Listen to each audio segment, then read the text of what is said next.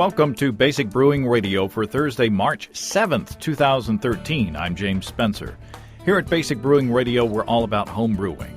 This week, Zot O'Connor shares his experiments with specialty grains.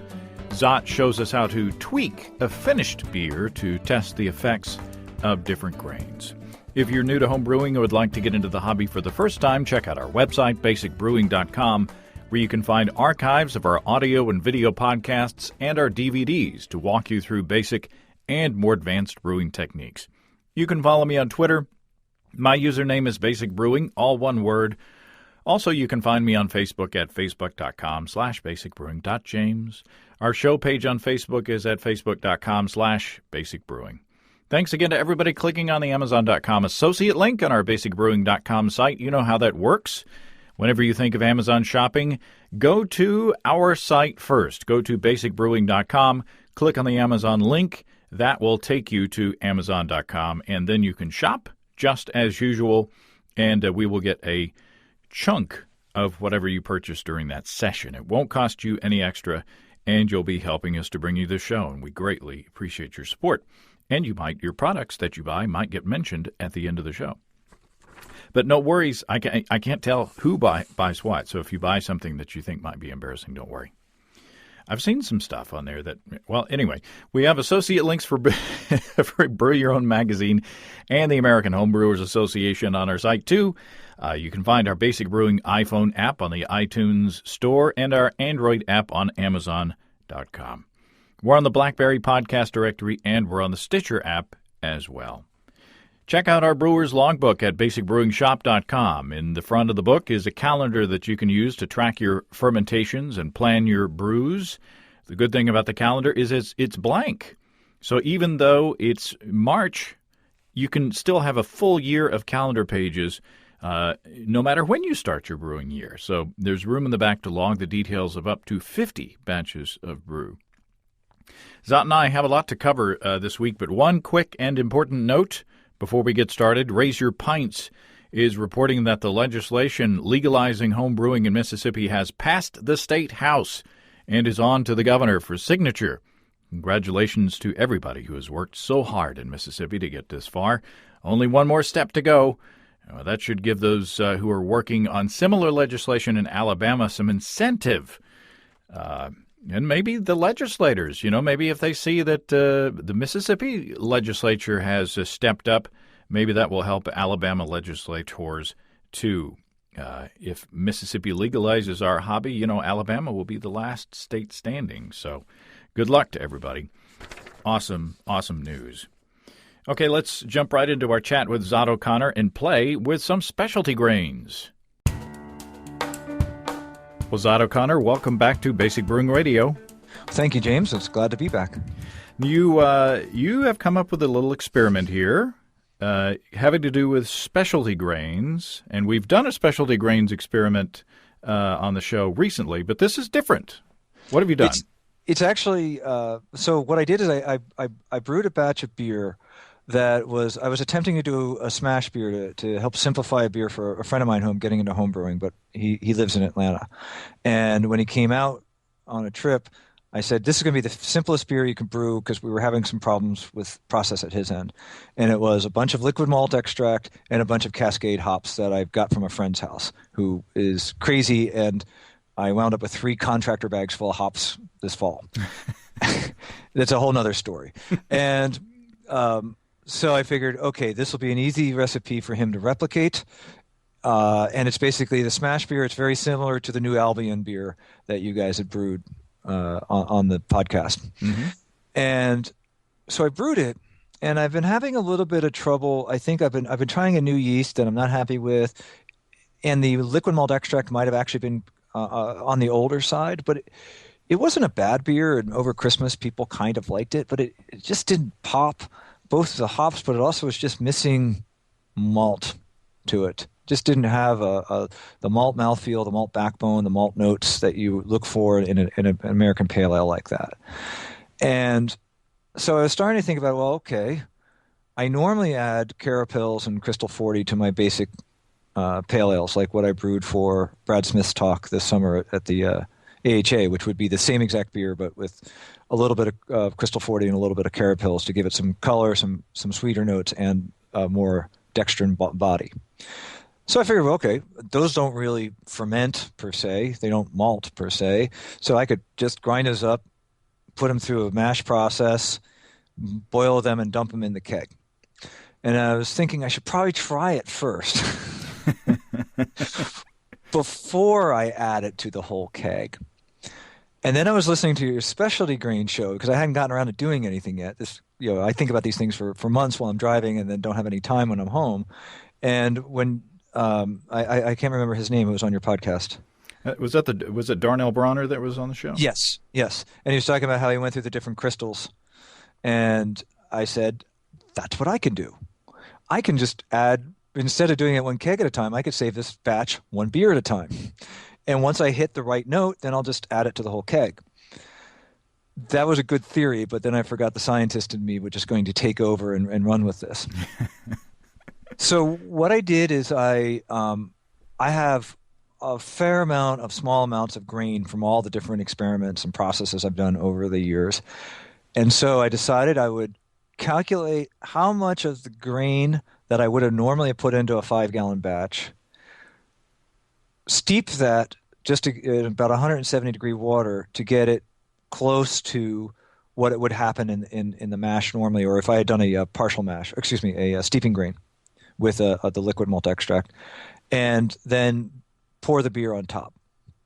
And I came up with kind of a technique and a pattern and proceeded to do it. And then I think I did it for 8 malts total, decided which one I liked. And of course I killed it on the last one. So there was no more beer to fix. I have another batch I need to fix. That'll be another podcast coming up where I'm going to be adding hops to the base beer. So I can describe the techniques for folks. I'm going to put a blog entry up when this posts, and I say that all the time and then don't do it. But I actually have the blog entry written with pictures even. It's a pretty simple process, and I think a lot of people can do this. If you have a beer that you're wondering, what would this beer be like if I added this other specialty malt? If you go back to this, talks by Gordon Strong, he's big on saying you're not getting any fermentables out of your specialty malt. You're getting flavor and you're getting color. And so if you have a beer, a good base beer, and you're wondering what would it be like if I added a darker crystal to this, or even a crazier malt, a toasted malt, a smoked malt, or a situated malt, something else, what would be the impact to the final beer? Now, something like an acidulated malt, which might affect the mashing process. Obviously, you're not going to go back in time and affect the mashing process. But you can actually tweak a beer afterwards. You can do this with all sorts of ingredients, including fruits, and I've done it with hops and teas and stuff, but I had never done it with malt. So I calculated that the number of grams I would put into a pint of beer would be 11 grams.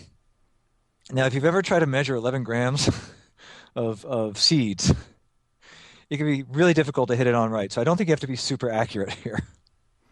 And I took moderately boiling water in a kettle, so it was cool by the time it actually left the kettle, and just put it in the bottom of a pint glass and put 11 grams in there and poured in water. I then I heated it up to 170 degrees in the microwave, which is fun because it boils up, it foams because of all the nucleation sites, and let it sit for at least 30 minutes or so, kind of wrapped it in a beer cozy, and then stuck another pint glass on top to keep the heat trapped.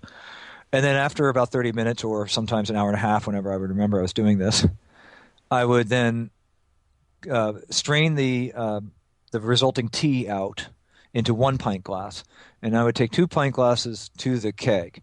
I'd fill the first pint glass mostly full so that it stirred everything up right away and got a good agitation, and then I'd fill the other pint glass up a little less than half full so I could compare to the base beer each time. Then I drank and I'm in the middle of becoming a certified beer judge, so I'm taking beer judging classes every week. And so I actually would take beer judging notes for each of the 2 beers each time, so that I would write the notes down as to what the impact of the malts were. And the results, some of it was expected, and some of it was quite interesting. And I can get to that as we kind of go through the malts. Now you have a similar setup there. Yeah. But... So what I've done partially the experiment. I have taken some 20 Lovibond crystal, 90 Lovibond crystal, chocolate malt, and black patent malt, and I've taken 11 grams of each of those, and I crushed mine in a baggie and steeped it in the hot water for 30 minutes. And essentially, I mean, if you're not into all grain brewing yet, you don't have to worry too much about the temperature at this point because you're not making a mash, technically. You're not converting any starches into sugars. You know, you're not activating enzymes. You're just making a tea with these. So don't panic if you miss the temperatures.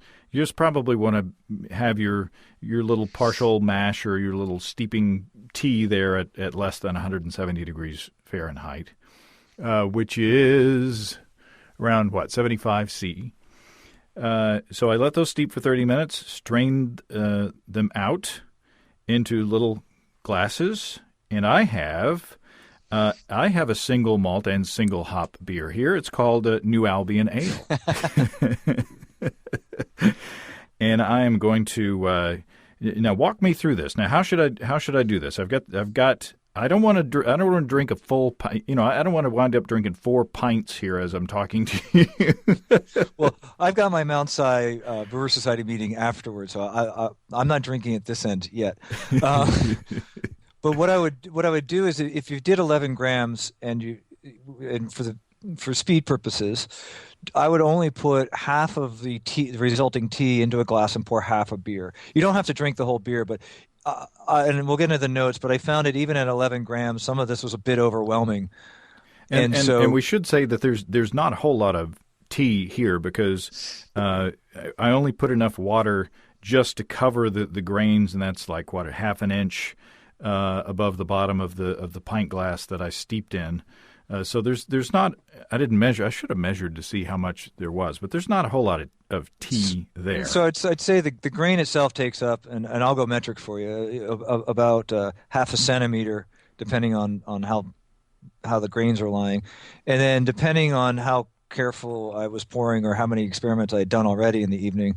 I put somewhere about 1 centimeter to 2 centimeters of resulting water on top. So not an insignificant amount of water compared to the volume of the beer. I mean, it's probably 5 to 10% of the volume of the beer. You should be getting the same amount of stuff out of the grains, no matter how much water you have. But you're just going to water down the resulting mixture. I think at the end of the day, it's not going to make too much difference.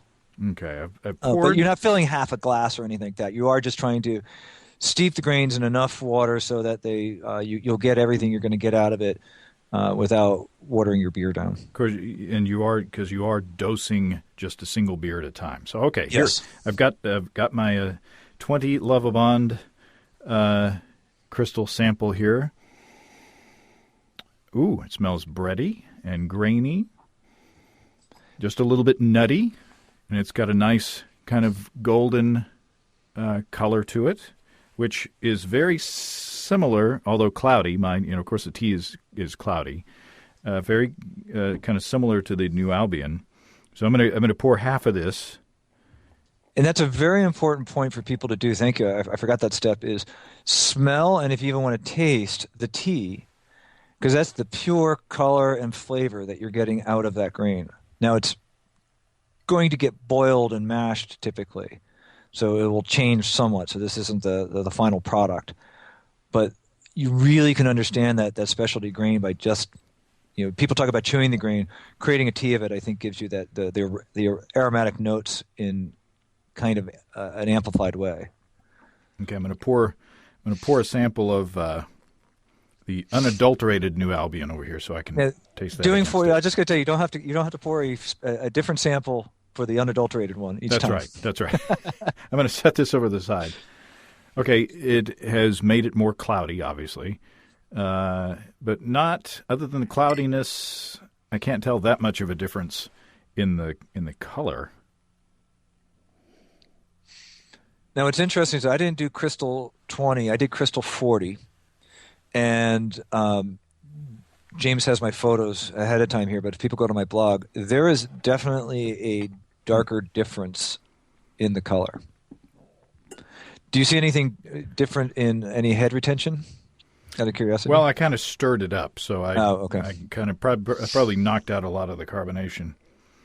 It didn't have that that dramatic an impact on the flavor. It did the mouthfeel. Maybe I don't know if it's my imagination or the difference in the carbonation, but the mouthfeel seems a little more creamy, a little more substantial, maybe. Now, keep in mind, my beer was definitely flawed beforehand, and my results from this was the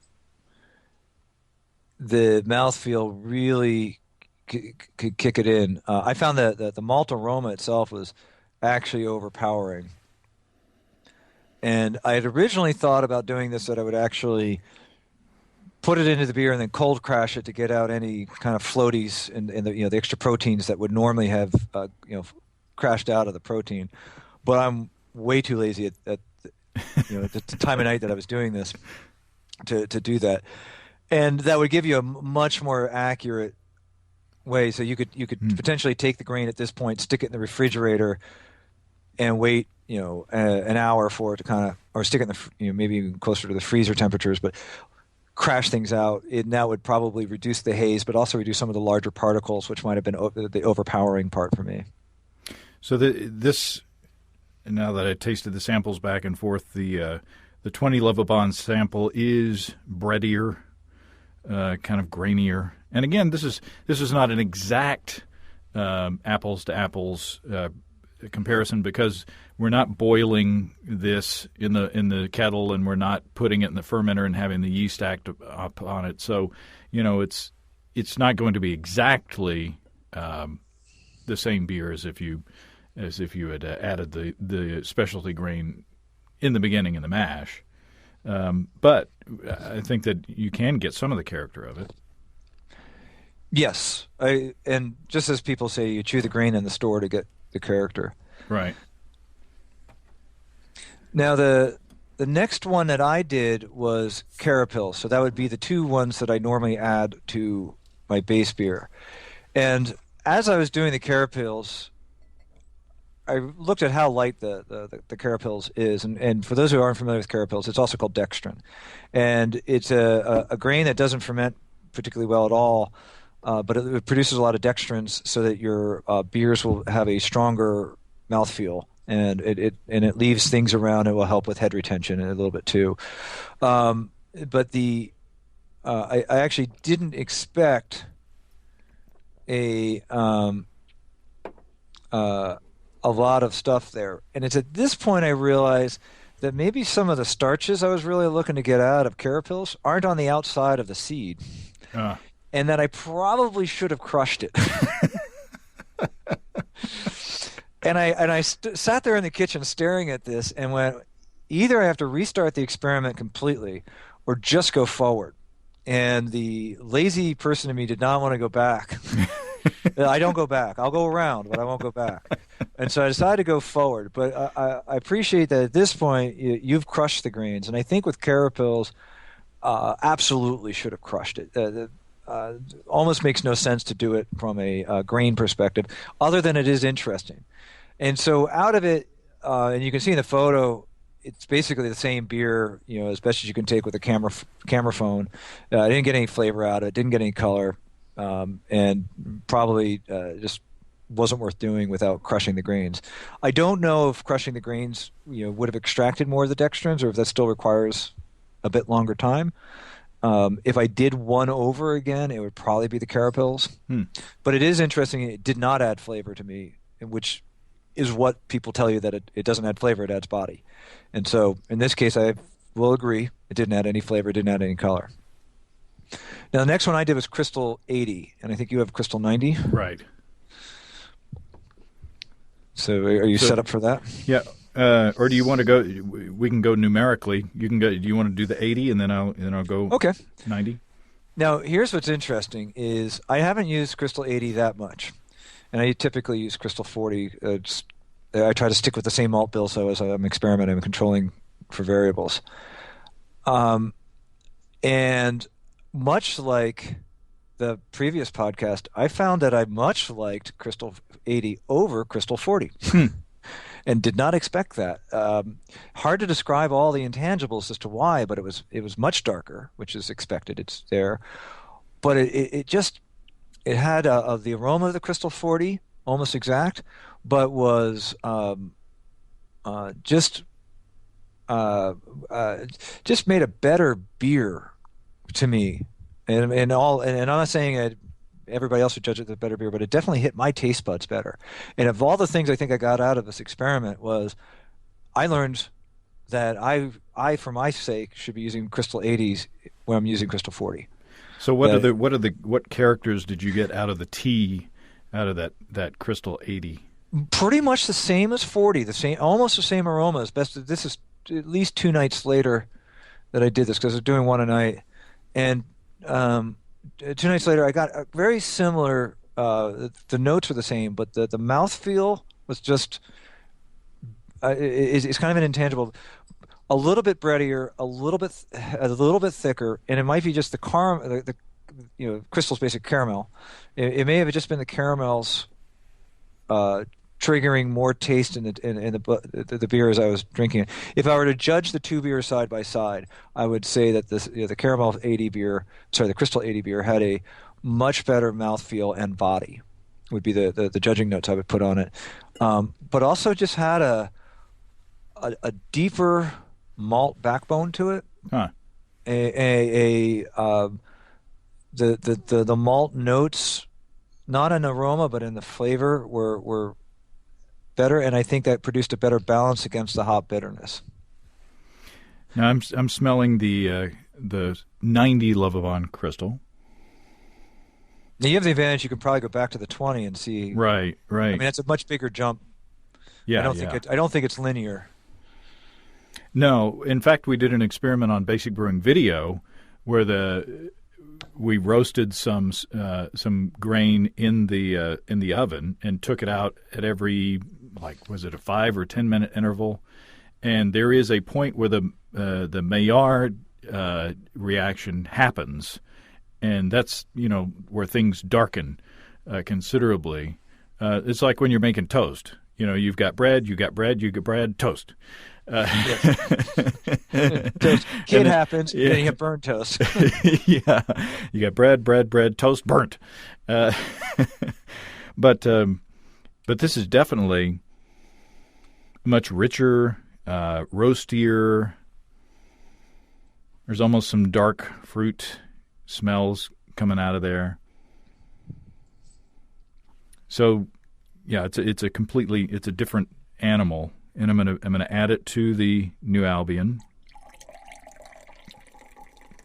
and that's me pouring beer, not doing anything else. I was going to say that was a great Foley effect of pouring there. And now I'm going to move the microphone out of the beer when you do it next time. And that has a pretty dramatic impact on the color of the beer. Now that's looking more like the pale ales that I generally brew, and that's more of a copper color. I usually use 60 Lovibond Crystal, but I think Steve uses 90 Lovibond more. So it does change the appearance from more of a straw color to a copper color.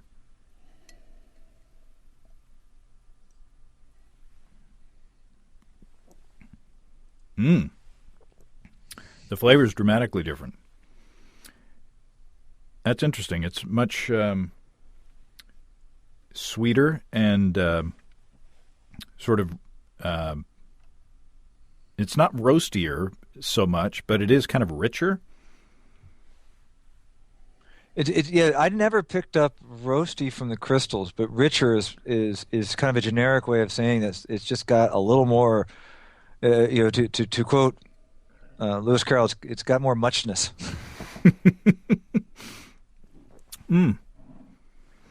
That's interesting. It is much sweeter.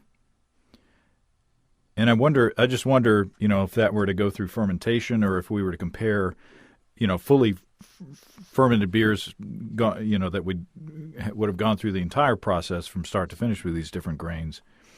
I wonder what what the difference would be. But wow, this beer is it's more of a copper color. It looks more like I said, like one of my pale ales.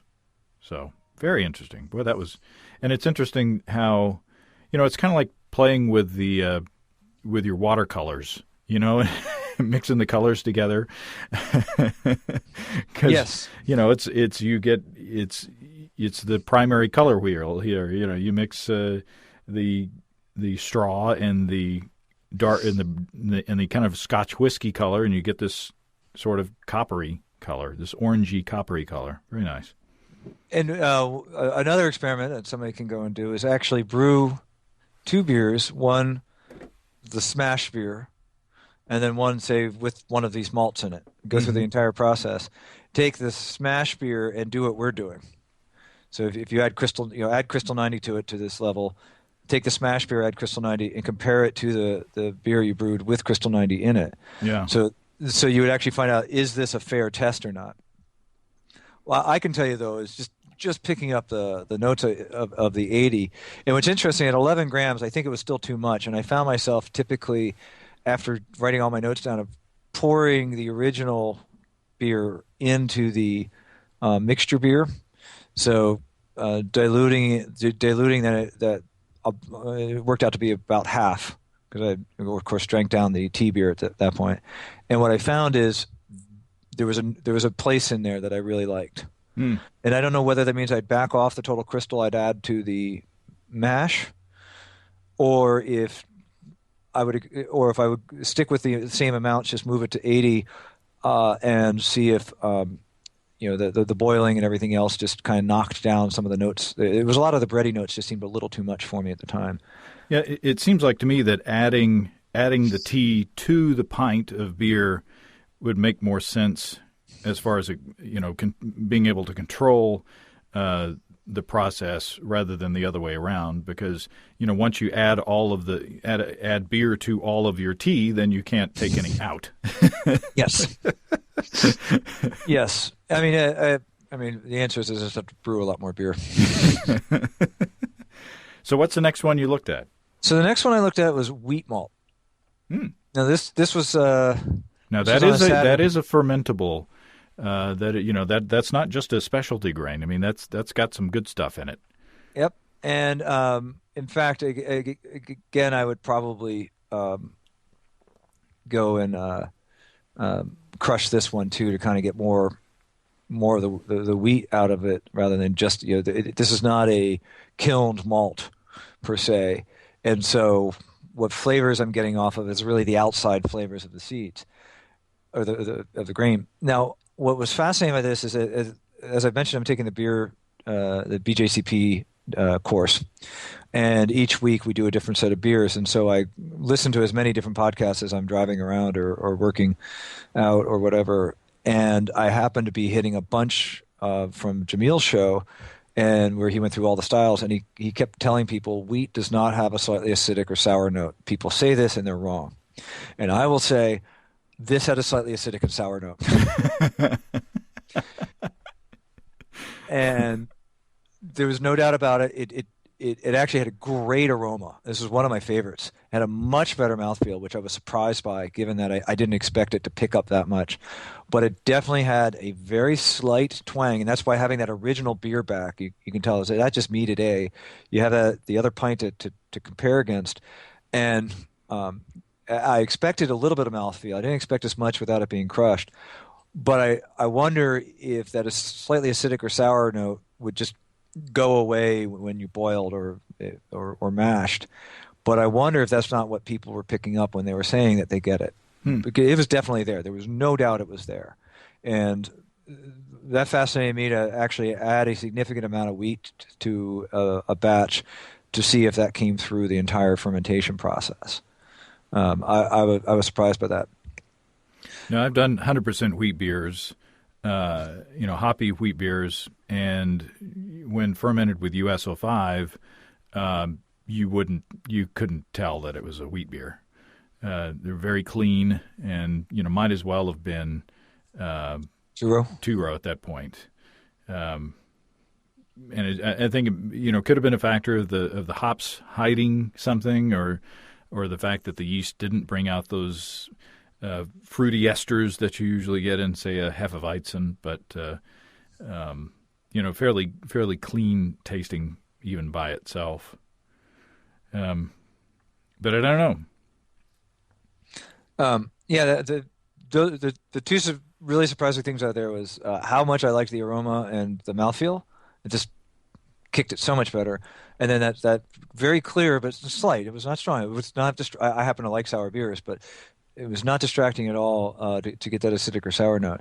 And it's not like it was a lacto infection in the beer and the 4 minutes it was in there. But it may just be a factor of the yeast. Now the next one I did, and I'm just going through my various bins of grain at this point, was Victory. And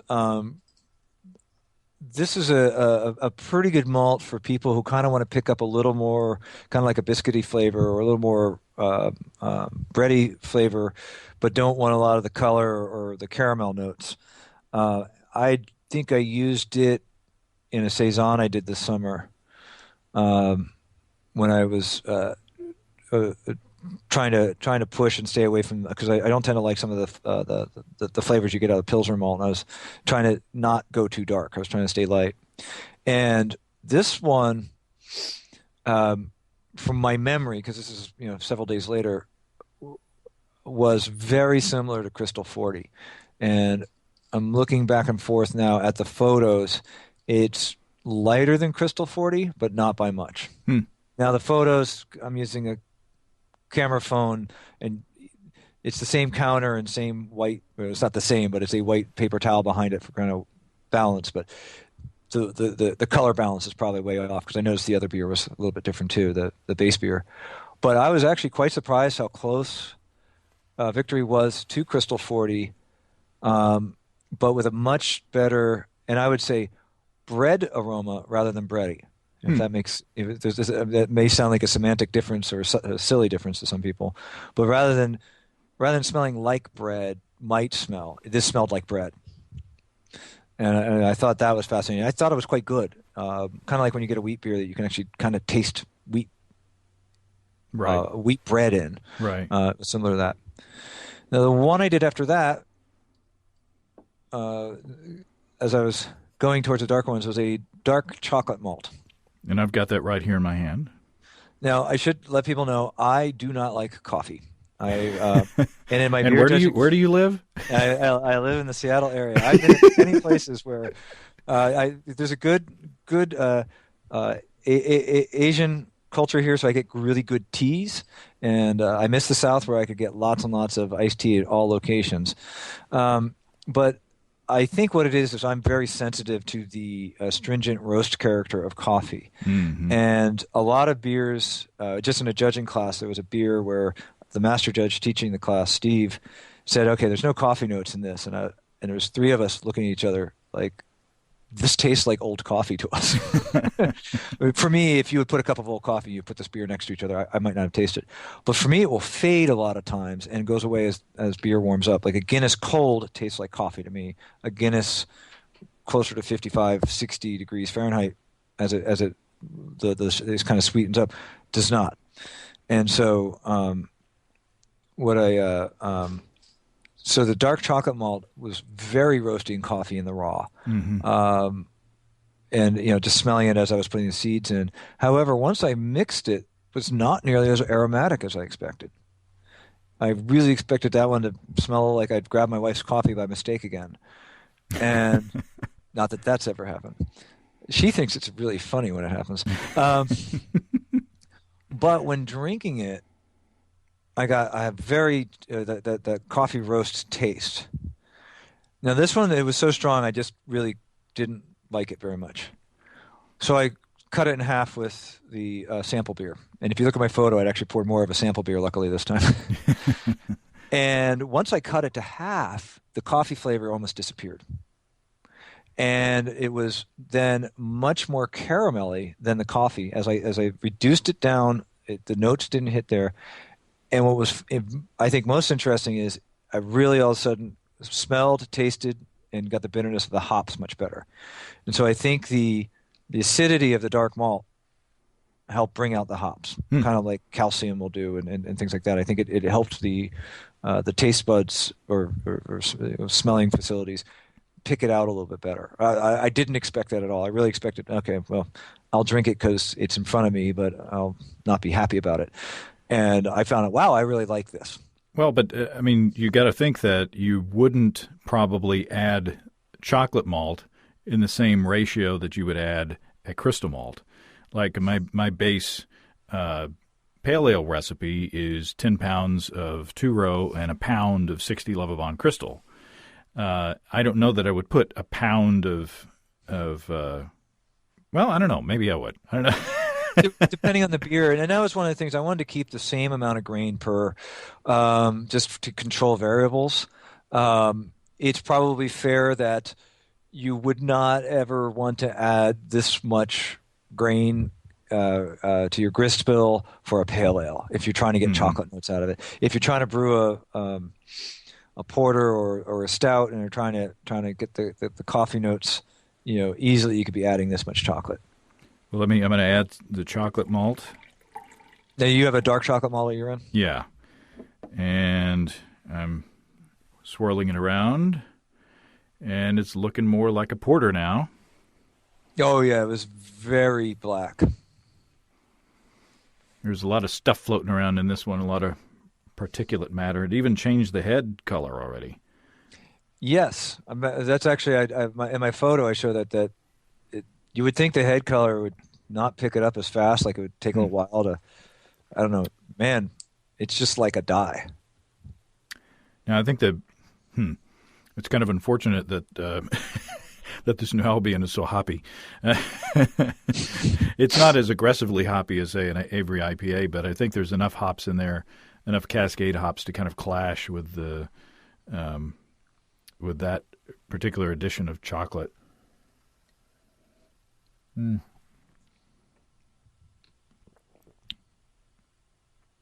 Interesting. It does darken it up a bit, but again, because of those bright Cascade hops in there, that's kind of, it doesn't taste like a porter. It tastes like some sort of hybrid. Tastes like probably a porter that somebody in the Northwest would make. A Cascadian. Yeah. There's now in America, people are calling things the American brown ale, which is basically a brown ale that would be completely out of style. Yeah, because of the amount of hops. Everything else is pretty close to the same, except it's full of hops. Yeah. Now, what you might do at the end of the cycle is cut it like I did and see if that doesn't balance out for you. Yeah. Well, the second sip, it's not as out of balance as I thought it was. It tastes great. Yeah, I was going to say, by the time you're done with the fourth beer. What was I doing? Are we still recording? The ink you just added is awesome. I've just added coffee grounds. Now, the next one I did is very similar, and that is I added Carafa too. Now, I remember I was talking to a homebrew shop owner and mentioning that I don't like the coffee, and he said, oh, you need to get this Carafa. Only recently have I understood that I actually was supposed to get Carafa Special, which is the dehusked and therefore debittered Carafa. Because you get all the flavors, you get the chocolate notes, but you don't get the coffee roast notes with Carafa Special. I have something like 10 pounds of Carafa 2 still, so I just use it anyway. And this was basically almost the same as the dark chocolate malt. And it was very black in the glass, very black. Coffee taste was very high. But much like kind of the Guinness experience that I normally have, I set it to the side. It was just too much for me at the time, and let the beer warm up. And as it warmed up, the sweetness of the Carafa and the darker malt came out, and was much more pleasant. And again, that's my note about. I have to not write coffee notes in beers when other judges don't say it. Either I'm making it up or I'm just super sensitive to it. And I think you have one other dark malt because the rest of my malts actually start being a little bit lighter. Yeah, I've got Black Patent. You were talking about ink. Yes. Ink in coffee flavors. Yeah, it's definitely definitely more on the coffee side. There is even a almost tobacco-y smell to it. It's interesting how that comes out. Yeah. I've had that actually in chili beers I've made. There's a strong tobacco. Now, this is raw tobacco, not smoked tobacco, and people who haven't tried chewing tobacco may not realize it's not an unpleasant smell. Yeah, this is Taste. like opening a tin of my dad's Carter Hall pipe tobacco and smelling that. Not the, he didn't mess around with the apple flavored pipe tobacco or whatever. He doesn't smoke anymore, and he's 85. So there you go. There you go. Okay, so in it goes. Oh my gosh, that's like a science experiment. Well, it is a science experiment. But before you finish them all off, you should take a photo of all of them, and I can post it post it up there. That's like a bizarro OxyClean demonstration. Yikes! No light goes through. Holy smokes! What's amazing is on most dark beers, when we're taking the class, if you shine a flashlight through, you really get red garnet on the other side of most of these. You would think they're black all the way through. The light would just come through dimmed. Right. But they come through this either wonderful or evil red eye in the dark cave, in the movie set kind of red. And it was so the color, rather than kind of being brown driven to that color, is more of the red being driven dark. It's not nearly as astringent as I thought it was going to be. In fact, it's kind of rich, and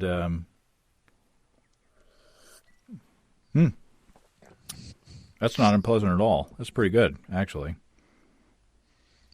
I expected it to be very, like I said, astringent and overly roasty, and I think that the chocolate may have more of an astringency than the Black Patent in this. Maybe it's just my imagination. I've argued with people about that. That when I played with Black Patent, it's I don't get the coffee notes that everybody else gets, but I haven't played with it in detail, and I think I need to. But I get more coffee notes off of large amounts of roasted barley, but I don't necessarily get coffee notes in everybody's stouts, whereas I generally do in a porter. The traditional difference, if you want to actually, the defining difference is usually Black Patent versus roasted barley. So I often wonder if most of those smells aren't really coming off of the darker chocolates. Now I'm gonna while you're talking about the remaining beers, I'm gonna do something wacky. So you go ahead, okay, and I'll set this up. All right.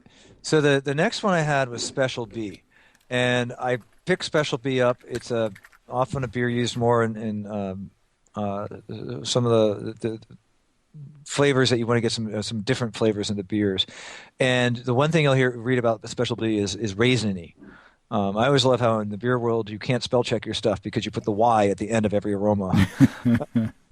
But when I put the grain in there and did the steeping, man, raisins came out. Not dark fruit, raisins. And often sometimes the dark fruit goes to raisin, but it was not present in the beer whatsoever. I was surprised by that because it's kind of this was interesting, weird, cool. This would be interesting against the hops, and it was there and it wasn't there. But it was a deep dark copper, almost brown, starting to verge on black. Incredibly pleasant aroma, even without the raisining. It is very malty. This was one of the few ones clearly didn't have too much of that had an aroma, and it was a grain aroma at first, but it actually moved more towards the fruity side of things. And I actually picked up more of a cherry notes than the raisin notes. So maybe as it got diluted, the raisin is, of course, a very dense piece of fruit and dried. And I really enjoyed Special B, and would look to use that. Now, from a style guide, it's clearly too dark for a pale ale at that point, but that was surprising. I then did Vienna. Now, the Vienna I bought mostly because I wanted to try to get something close to Pilsner without all the issues that you get with Pilsner. And for me, it's mostly the Pilsner produces heavy Pilsner beers often produce a flavor that I don't care for, which is why I often don't like Pilsners unless they're brewed extremely clean. And Vienna is slightly more kiln, so I think it gets rid of some of the DMS and the other precursors that I'm picking up. However, it's basically two-row. And I put it in there, and I think at this point I emailed you, like, hey, I'm done with this. You better, let's see if we want to do a podcast on this, because otherwise I'm going to go to the smoke malts. And I think, I figure I was really close to the end of the keg at this point. And you get a little bit of grainy aroma, but there's almost no color difference. And you actually got a slightly better aroma, but it was very similar to the first one, just a little bit more of it. So at that point, I just decided, screw it. Vienna isn't doing anything. I went ahead and broke open one of my smoke malts that I had done an experiment with this summer, and I picked the cherry smoke. And I will tell people, based on my experiment with cherry smoke, everybody tells you should never use peat smoke. And so I did it just because Tom Spindling told me not to. And anytime I have to be counter to him. And everybody's like, use it in very restrained amounts. You could barely taste the peat. I used a third of the peat compared to the beechwood raw malt and the cherry smoke. Cherry smoke is 10 times more powerful than the peat. Huh. It's overwhelming. And so I knew going in it was going to be too much. I would never add anywhere near this amount to a grist bill. But I went ahead and did it. Not nearly as much aroma as I expected. I expected to be assaulted with liquid smoke smell from it. And instead, it was pretty there, but not too much until I tasted it. And it added a lot more body. The body was wonderful, but it was just too much smoke for me. So I cut it like I had done the other ones, and it was much more pleasant. I probably would cut it even more. What people tell you to do with peat, you should do with cherry smoke. Just a third or less of what you. I mean, Rauch beer you can make almost. Some people I've heard made 100% with the Rauch smoke kind of malt.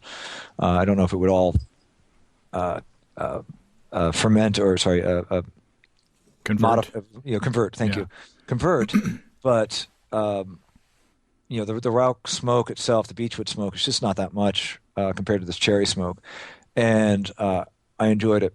Now, at this point, I managed to pop by a homebrew shop, and I picked up actually pale chocolate. And, Jamil's book refers to, he always uses pale chocolate because he likes the flavors he got out of it better. And I thought, pale chocolate should be better for me because I don't tend to like the coffee flavors because it tends to come out of the higher roast values, so this would be perfect. And it was the last pint out of the keg.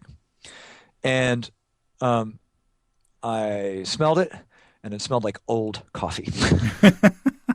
Now, to be fair, for a variety of reasons, I had actually just brushed my teeth within like 20, 30 minutes, and that will change your smells. And so I might have been much more sensitive having just brushed my teeth.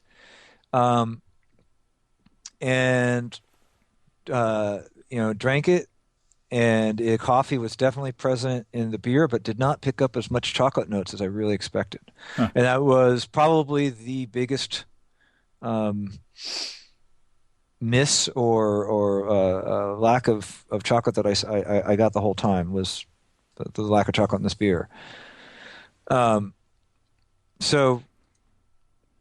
now that all this is done, I wrote down some thoughts of what I would do differently. And now, when we say that you crush your greens, you actually put them in a Ziploc bag and hit them with a roller pin, right? Right. Now, my experience doing that is I basically created a cloudy Ziploc bag and no crushed greens. Well, you can overdo it. No, I was just literally just pressing the grains into the Ziploc bag. So, well, I've got a marble. I guess it's marble rolling pin. Okay. So it's pretty stout. Because what I was thinking is if I did a lot of this, is if I were doing one grain, that might work, but it might get really tedious to break out the Corona mill to do to 11 then try and grams. capture 11 grams or less of the grain.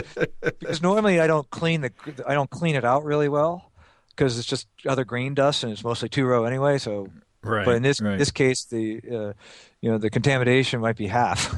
But I might use a mortar and pestle, Oh, yeah, yeah, yeah, yeah. which would be similar to what you have with a marble rolling pin. Um, the I might steep longer and colder just to see if that was any different. Although I wrote down an immediate note that seems like a waste of time. I might steep it and try to cold crash it though, just to see if that made a lot of difference. The number one thought I did have out of there, I realized, is not brew a mediocre beer in the first place. Yeah. Don't brew beers that need to be fixed. Well, I'm probably going to change my base. I'll have to do a couple runs to see how I like it, of going from Crystal 40 to Crystal 80. But I have another beer I'm going to fix. So this is the upcoming one. And but first I want to talk, because you had asked an email, would I think of doing this with, something like a Coors Light or a Pilsner? hmm And my first reaction was, well, you're so far off, you're not going to fix it. But then I realized, absolutely, I might. If you have a beer that you don't particularly care like a light American Pilsner, it might not be the right beer to go with. It's lacking in the hops as well. But if you have a solid Pilsner, I would definitely look to do this to go into the darker Pilsners. I think a lot of people have not explored Pilsners as a style. hmm And there are, all the way up to Bach's and Schwarzbier, but there's a lot of, there's really as much you can do with pilsners as you can do with ales. They're just a different fermentation technique. There's no reason you can't do one. You can make this thing as an ale versus that thing as a pilsner, other than maybe some of the crazy high temperature ale use behaviors. And so I would definitely think, if I had a decent pilsner, I wouldn't hesitate to go and get some of these same exact grains that we did and add them and see, can you move it more towards an alt? Can you move it towards a Schwarzbier or a hybrid amber, and play around with it? Matter of fact, you can even if you have a really good Pilsner, you could enter it into a contest as different beers by just adding slightly different malts and see what happens. I would love to see people do that, because it would answer whether or not the fermentation process was going to modify the malt a lot. Now, you want to hear my wacky little thing that I've been doing here? Yes. I took some of the base beer, some of the New Albion, and I poured the last half of that 90 Lovibond sample in there, and then I put half of the chocolate malt that I had left in there too, and then a little splash of the black patent in there as well. So I've got a little cocktail of the New Albion with a bit of the 90 Lovibond tea, the chocolate malt tea, and then a splash of the black patent, and it's pretty tasty. And one of the things that people could do is actually do what you did and create the all four teas, have a bunch of simple medical syringes, measure and write it down, because if you don't write it down, you won't remember. There's nothing worse than actually hitting it perfectly and then going and I don't remember which step I did to get to here. But taking a base beer and just injecting a milliliter at a time until you get it to where you want it to be. That with a little, I mean, really, for my palate, the hops are a little much for this, what I was after. But I think, that could be a fun little brown ale. Just that. 2-row, and then 90 Lovibond Crystal, and then some black patent and some chocolate malt. It's probably out there already. Somebody's saying that's my favorite brown ale recipe. And this also, I think, can help people instead of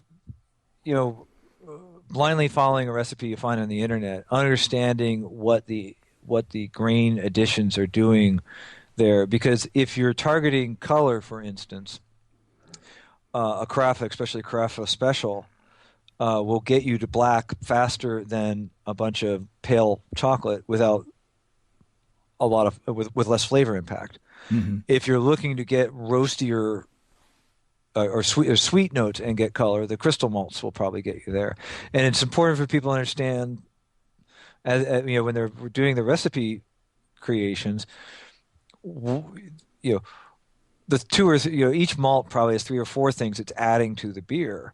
And as you just said, it might be too hoppy for you, but you took some very dark stuff and a sweet medium dark thing, the Crystal 90, and mixed it together and came up with brown. And if you'd cut the hops, it'd probably be a great brown beer. Mm-hmm. Or if you added the hops up, a great Cascadian brown beer. Well, this has been fun. All right, well, I'm going to tell the next one though. Oh, my okay, next experiment. okay. I'll give a teaser. Okay. So, my club, the Mount Si Homebrewing Society, as I got yelled at the last time that it's not, they created some crazy name for it with the word society in it. We're doing what we're calling an X-Brew competition next fall. Our club is normally the one that brews magnificent beers, more beer judges per capita than any other club I know, can never get around to organizing anything. And we have so many members now overwhelming our club that we said we have to do something. We have to do a competition. We can't do a normal one because of who we are. So we're doing an X-Brew where you either brew a beer starting at 20 points below the original gravity of the style or 20 points above the original gravity of the style. And so I actually went back to your podcast from this AHA with Gnome, I think, about the lower gravity beers. Mm-hmm. And I attempted to brew a 1025 APA, and I used a bunch of Zisthoth hops that I had left over from, or I hadn't used them, but they came as part of some stuff that was going on at AHA. And I brewed another mediocre beer. I broke my one rule I wrote down. And I was sitting there a couple nights ago, and I went, it just tastes flat, but almost everything is there. It just feels like it needs, like the Zisthos isn't popping through, but the malt bill was fine. And so I took an Ninkasi, and I know some people are going to scream about this, but their Total Domination IPA, which was just a bit too bitter for me at the time. And I cut it in half with both, and it was wonderful. So now I'm going to have to go through that keg and add, and this time I think I'm going to have to boil hops to do it, so it's going to be a lot more work. But I'm going to take different hops and boil them as a bittering hop and see if I can't rescue the beer this time by adding bittering hops. Huh. And we'll see if I have the stamina to do that more than once. Well, keep us posted. I will, and this will be up on my blog. I will put a link up on the site, I suppose. Experiments.wordpress.com. Say that again? It's experiments.wordpress.com. If you search the search engines for Zot Homebrew and Experiment, it turns out to be the first link. Imagine. Imagine that. Well, Zot, this has been fun. And if we don't talk before then, we will see you in Philadelphia. We will absolutely see you in Philadelphia. I hope to have an experiment ready for that to prove one of our friends wrong. Awesome. Thanks, Zot. All right. Thank you much. Well, thanks again to Zot. I'm looking forward to seeing what Zot comes up with for Philadelphia for the National Homebrewers Conference in June. In the meantime, if you have brewing questions, show suggestions, or just want to say howdy, write to james@basicbrewing.com or just fill out the contact form on basicbrewing.com. And please don't forget to tell us where you're from. Be sure to check out our DVDs, Extract Brewing and Partial Mashing, Stepping into All Grain, Low-Tech Lagering and Decoction Mashing, and Introduction to Wine Kits. You can find them all on our site. We've got combo deals to save you a few bucks if you want to buy more than one DVD at a time. And you can check out our Basic Brewing shirts in the store as well.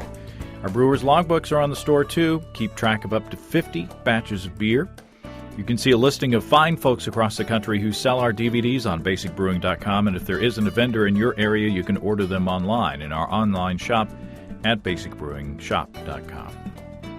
Thanks to everybody who's continued to click on our Amazon.com link. We appreciate the support there. Our featured products this week that were purchased through the link are Glenmore Kilt Socks, large, 11 to 13, A. Crew, And Hamilton Beach Set and Forget Toaster Oven with convection cooking. Cool. Thanks again, everybody. Remember, I can't tell who bought what, so no worries there. Just click on the Amazon.com logo on our site the next time you feel like Amazon shopping. We greatly appreciate your support.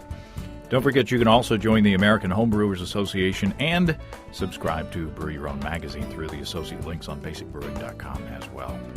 That's all until next time. Until then, thanks for listening, everybody. I'm James Spencer. Production help for Basic Brewing Radio and our website is provided by our buddy Kelly Dotson down in Austin, Texas. Basic Brewing Radio is a production of Active Voicing. We'll talk to you next time, everybody. So long.